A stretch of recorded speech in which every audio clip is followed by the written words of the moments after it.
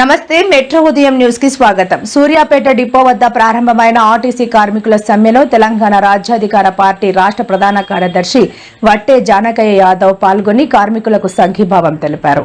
ఈ సందర్భంగా వట్టే జానయ్య యాదవ్ మాట్లాడారు. కార్మికుల హక్కుల కోసం ఎప్పటికప్పుడు టీఆర్పీ పార్టీ ముందుండి పోరాడుతుందని హామీ ఇచ్చిన ఆయన ఈ సమ్మెకు సంపూర్ణ మద్దతు ప్రకటించారు.